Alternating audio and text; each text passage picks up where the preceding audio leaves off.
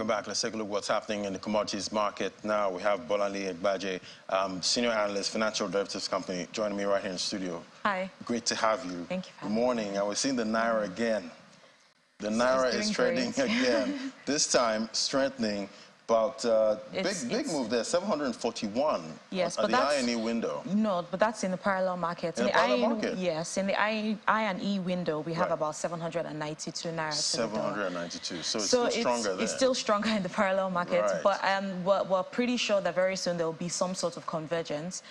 It's a bit slower now, but it's definitely something we'll see before the year runs out. But the good thing is, you know, we're seeing the appreciation. Everybody is more or less they have the information of what the market, you know, is saying and how the market is playing before bringing in, you know, the funds in. And there's just clarity, and that's very good for, you know, us going forward. And definitely we're looking, you know, forward to that data, you know, showing that we're seeing more FPI coming in, more FDI. Yes, because our reserves are really feeling the heat. It's already down by about $3 billion so far this year. And we do hope that we can, you know, increase the reserves before the year ends, even if it's by about, you know, $1 million. So it's quite sad that we've lost that so far, but we do hope that we're able to bring it back to at least $40 billion before the year ends. Now, and looking at, you know, how we're going, you know, at this point, do you see more pressure, you know, on our external reserves? So obviously we've stopped the whole, you know, I do hope that the government has really stopped defending the Naira, because that was what was eating, you know, so much of our reserves, and the fact that, you know, there wasn't money coming in. So now that we would most likely stop defending the Naira and just allow the market determine the rates, and we see, you know, that there's that clarity and more people are bringing in their funds in, what definitely happens is that, you know, you increase your reserves, even if it's slower than what we had seen in previous years. But the good thing is we're in the right trajectory to build up, you know, our buffers. Right, and looking at, you know, the second half of 2023, where do you see the Naira? What's your crystal ball telling you? We've heard so many, you know, forecasts in from Bank of America. We've heard from, you know, other, you know, top institutions. They do see the Naira getting to about 600. We do hope, and I think that's very optimistic. But if things go the way they are and the new administration is clear about all their policies and, you know, just growth enhancing policies in the market, that will definitely bring in more investors like we've always wanted. And, you know, there'll be more investment within the country. And what that means is, you know, your rates will definitely appreciate because they're demanding the Naira more.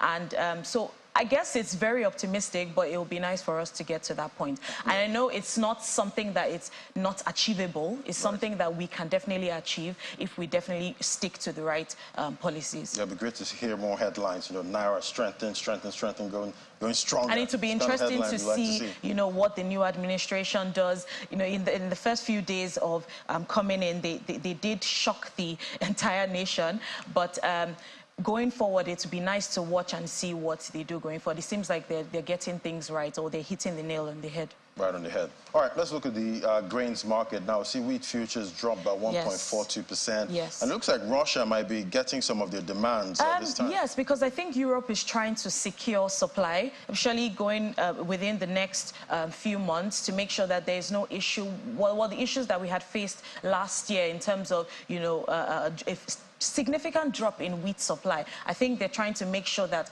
that doesn't happen. And for Russia, for them to get that consent, or for them to, you know, increase production and, you know, be happy with producing, they're trying to see if they can give them some nice concessions to make sure that they do produce within the Black Sea deal. So it's be interesting to watch what happens with that.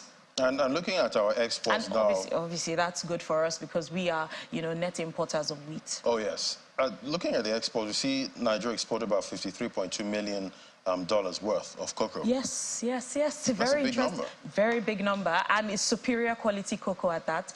They did export that to Indonesia and the Netherlands, so there is huge demand for cocoa at the moment, especially from the top producers of chocolate. And that's great for us because we're actually number 4 when it comes to production of cocoa, supply of cocoa. And it seems like with cocoa, we're trying to get things right, and we've stuck to maintaining that supply. We supply about, between 250,000 tons to about 280,000 tons if the weather, is favorable to us. And that obviously is, in terms of the external reserves that we've been talking about, that definitely supports that. So it's quite great that we're getting not just the supply, even the quality, and the fact that we're seeing buyers from all around the world. It's great. And prices are rising. Yes, and prices are rising. Prices are currently at about almost $3,400 per ton, and that's huge at the moment, and we're definitely taking advantage of it. It's obviously not great for chocolate producers, because I know for the past few years they've tried to manage that by either reducing the quality,